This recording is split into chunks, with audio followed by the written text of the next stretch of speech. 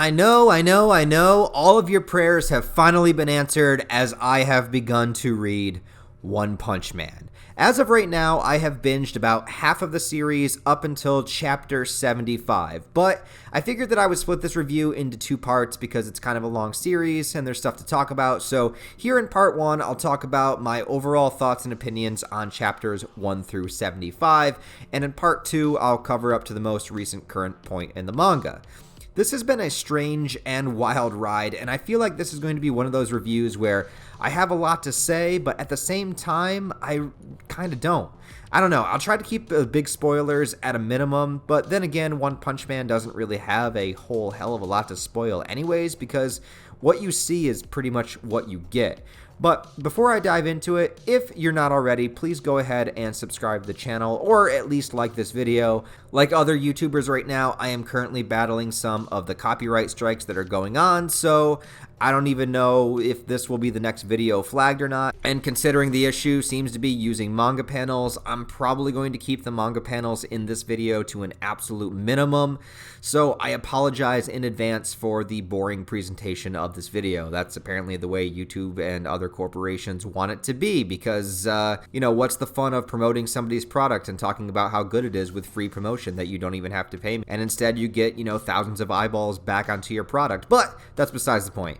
And again, maybe in a meta way, a boring presentation for a One Punch Man video kind of matches the content because Saitama is, well, an extremely fucking bored person. But anyways, real quick, just like I said, I am battling the copyright strikes right now, and you never know what could happen to the channel. So please go ahead and like the video, subscribe to the channel, and also in the links below, there is my Patreon and merch store and various other ways that you can support me as well in case anything happens. But with that all out of the way, let's get into the review. So I've been aware of One Punch Man for quite a while now. I watched season 1 of the anime back in maybe 2016, and so the general concept and at least that portion of the story I already knew, and I've already been a fan. I thought the anime was incredibly funny and entertaining and filled to the brim with some of the best animation that I have seen in years. The fight scenes and the explosive action were just out of this world and juxtaposed against the absolute ridiculousness of the premise and the intense amount of humor that comes along with it. So I highly recommend the anime above all else, at least season 1, if for some reason you have not seen it. But having said that, I went back and started at the manga from the very beginning, just in case there were any differences from the anime and just to read the entire thing. Turns out there wasn't a whole lot of differences, so the most exciting part for me was reading past where season 1 ended. But anyways, to the uninitiated, One Punch Man is essentially the biggest, or at least the most famous, deconstruction of a shonen manga series that's out there. In order to get the most amount of benefit from One Punch Man, I think it's best if you have seen or read things like Dragon Ball, Naruto, Bleach, and things like that. Series where the main protagonist's goal is to constantly train, thrive, grow stronger, and consistently face more powerful opponents while they go on some sort of epic quest or journey. Because with Saitama, the main character of One Punch Man, you have a protagonist that at the very start of the manga can defeat any opponent with just a single punch. And I mean literally. All of Saitama's fights, unless he chooses to prolong them, end with a single punch. Because he is the One Punch Man. And yes, we do get brief glimpses of his life before he acquired this power, but it all boils down to the fact that he didn't want to have a mundane, boring job, and he wanted to be a strong hero. And now, after only 3 years of hard training, he has broken his limiter as a mortal man and lives a boring, mundane life as a superhero that can defeat anyone, and thus that leaves him with no challenges or excitement in his life. The interesting thing about Saitama is that despite his god-tier physical ability, he's as average of a person as you can get. He's not a dumbass by any means, but he is very aloof, and his mind wanders off, and he likes to just kind of chill and read manga. He goes and gets noodles, he takes a walk by the park. He's just, for all intents and purposes, average. So basically, One Punch Man sets up this world where superheroes and monsters exist. A very exaggerated modern day where every other day the city is being attacked by some creature. Seriously, sometimes I feel like the chapter should have started with this. The city of Townsville is under attack! So everything is set up in a way where it's fantastical and over the top, and then you have Saitama, who's just kind of making his way through life, living in his little apartment and waiting for the day the store is going to have a big sale so he can go. And yes, Saitama is a superhero, but ultimately he's just doing it because he is, well, bored. He's doing it for fun. And sure, he wants to help people too, but he's not self-righteous or trying to be seen in a particular way in the eyes of the masses, which drastically sets him apart from all of the other heroes in this story. There's an entire organization of heroes that exist with characters of all kinds of different abilities, strength levels, superpowers, and all that kind of stuff. And it never goes into exactly the hows or whys of these characters' powers. It just basically says, here's a guy, and this is what he does, this is what he can do, and that's really all you need. The only character whose training to get stronger is really gone into is with Saitama's, which gives us probably the most famous gag in the entire manga. How exactly did Saitama become a man that can defeat anybody in one punch? Well, he did 100 push-ups, 100 sit-ups, 100 squats, and a 10K run every day for 3 years. Yeah, that's it. And to this day, I love that joke, and it lands so perfectly both within the anime and in the manga, because Saitama is built up so much, especially in the eyes of his pupil Genos, who I'll get to in a minute, and we wonder how Saitama went from an average Joe to a god on Earth. And the fact that he did it by the most basic and simple training method ever is just hilarious. And this is why I say it's a deconstruction of shonen, because it plays on the trope of how characters bust their asses and train with high intensity for years for power-ups, and Saitama is just that.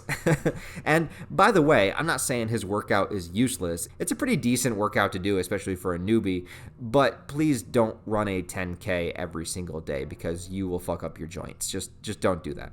Anyway, the hilarity of seeing a monster character built up for pages upon pages just to see Saitama kill them within an instant is something you think would get old, but every time it happens, what can I say? It's always funny. Always. That inlines the question, though. If you have a character that can defeat anyone in a single punch, what do you do with your story? How do you keep it going? And while reading the first half of One Punch Man, I realized two things to answer that. And I don't know if the first reason is going to piss anybody off or not, but this is just my opinion. This whole review is, by the way. Don't take it too personally or seriously, but the first reason is that One Punch Man is primarily a comedy series. And look, I know that I'm only halfway through, and I know this series is really close to people's hearts, and from the posts I see that people take this manga very seriously, and I'm not trying to rain on that parade, and I'm not saying that it doesn't have some intense scenes or some serious moments here and there, but overall this manga is filled with exaggeration, plays on the shonen genre, and tons of humor. So the reason I think it doesn't get stale is because it's not trying to take itself seriously. It lets Saitama do his thing and make his derpy faces and listen to the villain's speech before absolutely annihilating them. If you fill the manga with humor, jokes, good comedic timing, you don't pay as much attention to the plot per se, which theoretically could make this series very boring. Also, if you have Saitama constantly state how boring his life is, it's kind of a self-aware meta-type joke that keeps going throughout the series. Like Saitama is saying, I know you're bored, so am I. The second reason it's able to keep this simple premise going is because One Punch Man is filled, and I mean filled, with supporting, secondary, and side characters. So much time is spent away from Saitama that sometimes I find myself thinking, where is he right now? And sometimes literally Saitama would just be taking a shit on the final page of the chapter. Like I said, One Punch Man takes place in a world that's filled with heroes with varying abilities and in different categories, and it really takes its time to get to know a lot of them. And since the author has written a story in which new heroes could appear at any time, that means that at any time in the story, he can just show us or create a new character with different superpowers, and we can focus on them for a few chapters while Saitama is somewhere busy buying groceries. And there's way too many characters to go into all of them, but I'll go over just a few of my favorites.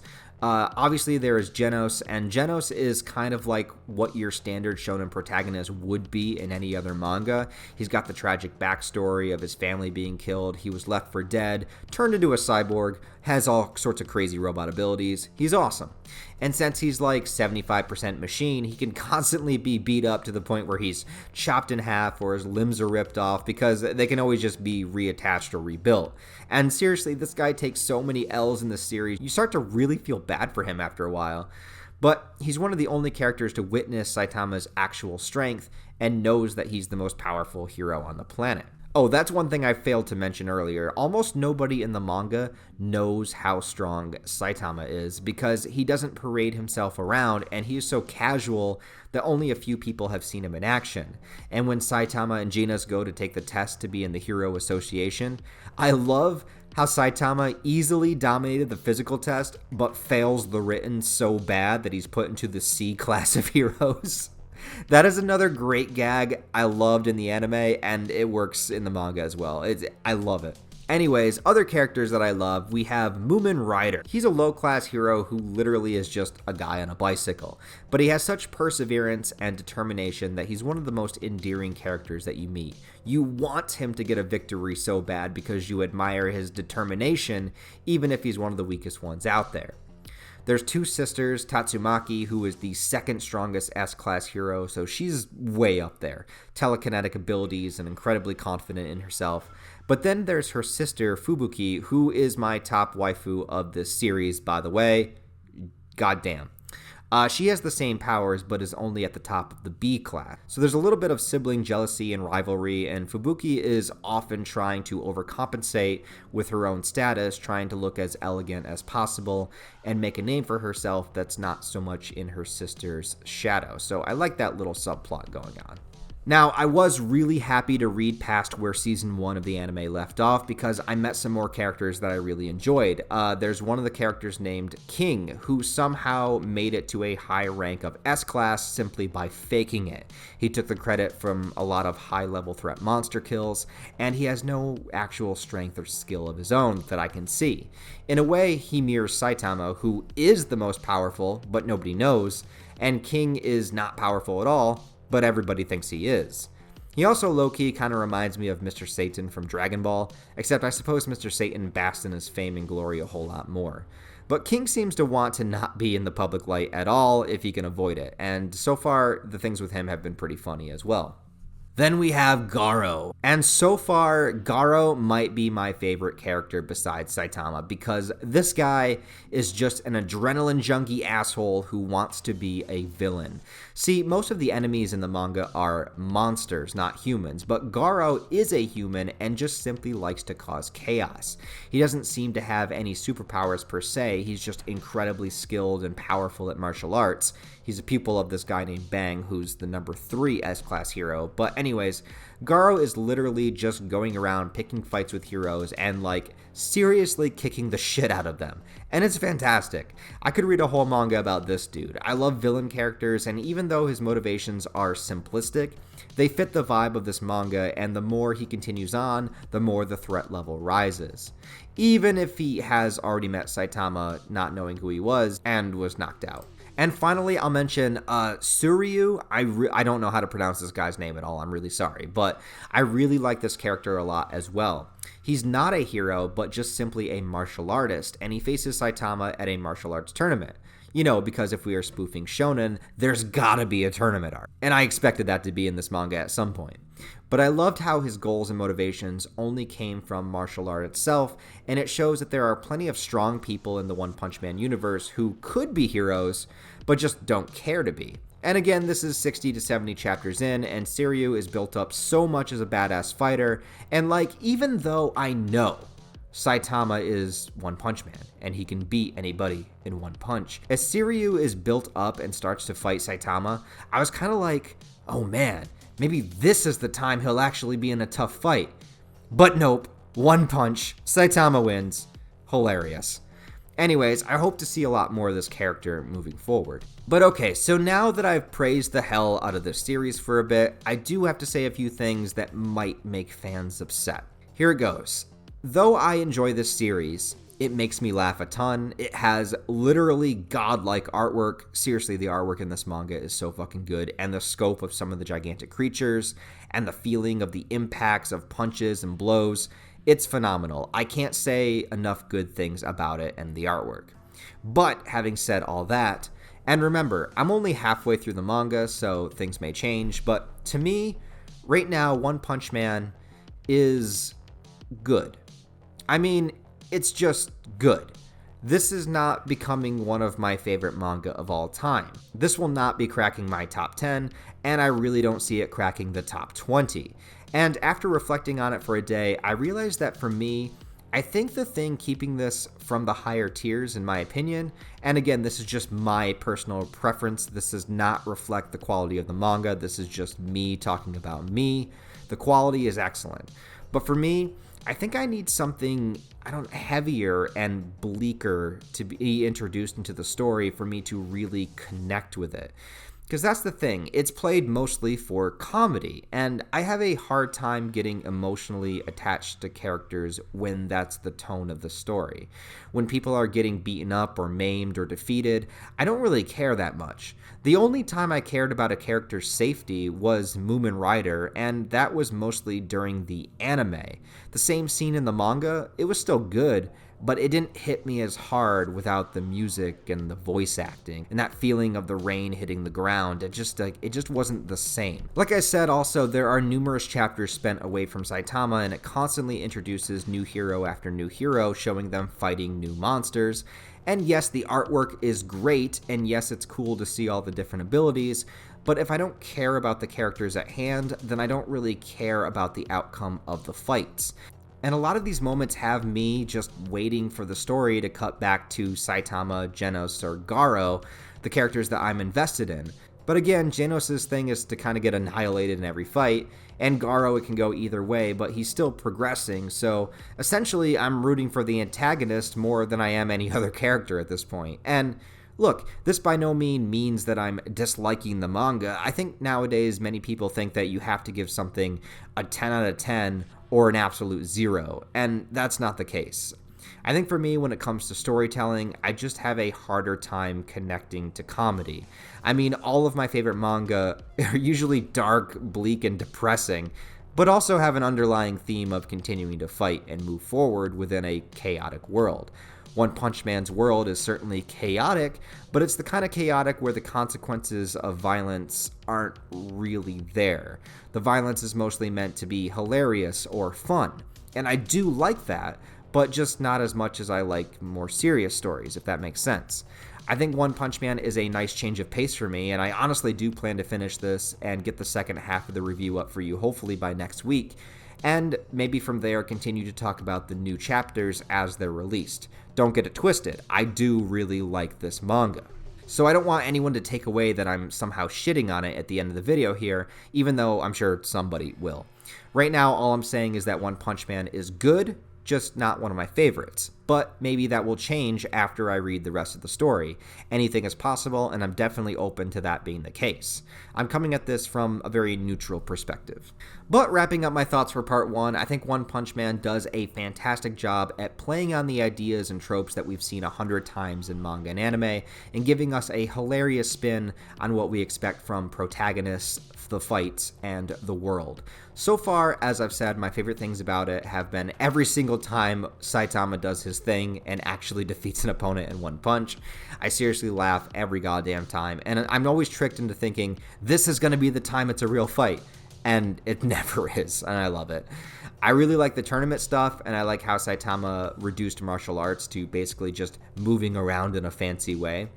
When the monsters invade and Suryou has to step up to fight before Saitama shows up, that was a really fun moment, and actually one of the few times where it does get serious for a bit, and Suryou kind of learns what it means to be a hero when previously he never cared to be one. And my absolute favorite plot line going on right now is with Garo. Give me more of this character. And look, just from like a story perspective, I can already tell, I can sense it, I already know he's going to be taking some of that monster juice at some point, and I'm here for it. So let's go, Garo. Let's see what's going on. Anyways, my next review should come out fairly soon once I finish binging the manga. As for right now, please leave your comments down below on what you think of One Punch Man and how it stacks up in your opinion. Like I said, this is just an overview of chapters 1 through 75. Part 2 should come out next week. I hope as long as my channel doesn't get deleted from all the strikes. Yeah. As I mentioned earlier, I am battling some copyright strikes right now, which is a pain in the ass. So if you'd like, totally up to you, but if you'd like to help support the channel, I do have a Patreon link in the description below. There's a few different tiers and some perks involved. I'd be very appreciative if you signed up to keep the channel alive, or if I have to use the backup channel to make the transition a little bit easier. Other than that, guys, please like the video, comment, subscribe. All other links are also available in the description. I hope you all have a wonderful rest of your day, and I deeply appreciate your support. I'll talk to you next time.